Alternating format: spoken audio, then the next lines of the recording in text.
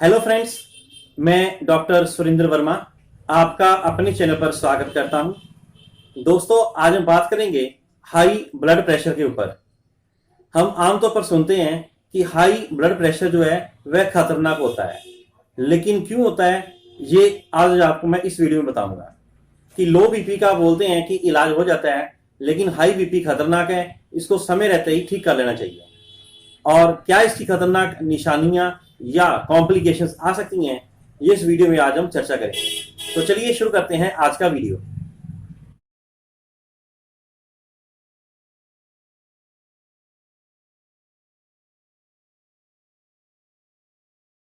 दोस्तों, high blood pressure के बारे में बताने से पहले मैं आपको बता दूं कि नॉर्मल ब्लड प्रेशर होता कितना है। वैसे तो ये एज के ऊपर डिपेंड करता है, लेकिन किसी भी हालत में कोई भी एज हो 140/90 mm ऑफ मर्क्यूरी से ऊपर किसी भी हालत में नहीं जाना चाहिए। ये एक इसकी डेडलाइन या बॉर्डर लाइन इसको बोल सकते हैं, क्योंकि वैसे तो ये भी ज्यादा वैल्यू है, लेकिन इसको हम मोटे तौर पर मान सकते हैं इससे ऊपर नहीं होनी चाहिए। इससे जितना ऊपर जाएंगे उतना आपके अंदर कॉम्प्लिकेशंस होने की संभावना बढ़ जाएगी।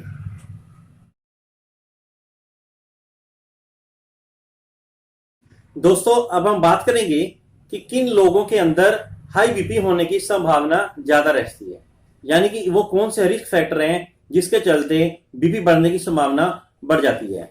तो सबसे पहले है कि मेल पर्सन के अंदर ये बीपी बढ़ने की संभावना ज्यादा है, और वो भी 40 साल से ऊपर। और दूसरे जो फैक्टर हैं उनमें आता है स्ट्रेस।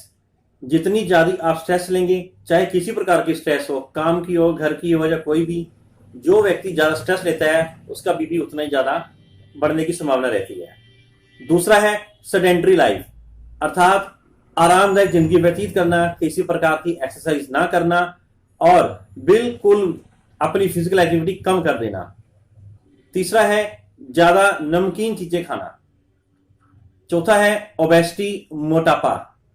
उससे अगला है कि जो लोग अल्कोहल का सेवन ज्यादा करते हैं उनके अंदर भी हाई बीपी बढ़ने की संभावना होती है।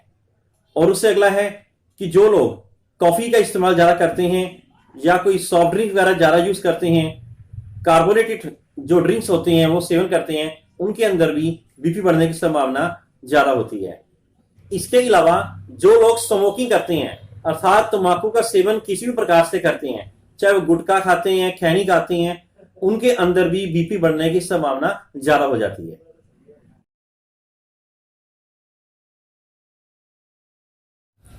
अब हम बात करते हैं कि हाई ब्लड प्रेशर को इतना खतरनाक क्यों माना जाता है। दोस्तों, जैसा कि हम सब जानते हैं कि हमारे जो खून की नालियां हैं, ब्लड वेसल है, इनके अंदर एक फ्लेक्सिबिलिटी होती है, एक लचक होती है, जिसके कारण ब्लड आराम से इसके अंदर से निकल जाता है। लेकिन जैसे जैसे उम्र बढ़ती है तो ये फ्लेक्सिबिलिटी कम होती जाती है, और जब इनके बीच में से ब्लड निकलता है तो प्रेशर से निकलता है, जिसको हम हाई ब्लड प्रेशर बोलते हैं। लेकिन जैसे जैसे उम्र बढ़ने के कारण, अर्थात 50, 55, 60 साल की उम्र हो जाती है और हमारा बीपी अगर हाई रहना शुरू हो जाता है, तो ब्रेन की नाड़ियों में से जब जब ब्लड निकलता है तो उसमें से रप्चर यानी ब्लीडिंग होने का चांसेस बढ़ जाते हैं, जिसको हम आम भाषा में ब्रेन स्ट्रोक बोलते हैं। और जब जब ब्रेन स्ट्रोक हो जाता है तो हमारे किसी भी अंग के ऊपर असर आ सकता है, इसको हम पैरालिसिस या अधरंग बोल सकते हैं। वह होने की संभावना बढ़ जाती है। वह डिपेंड करता है कि कितना एरिया डैमेज हुआ है उस ब्लीडिंग के कारण। तो इस प्रकार से हाई ब्लड प्रेशर के कारण ब्रेन स्ट्रोक की संभावना ज्यादा बढ़ती है, इसलिए इसको कंट्रोल करना बहुत ही जरूरी है।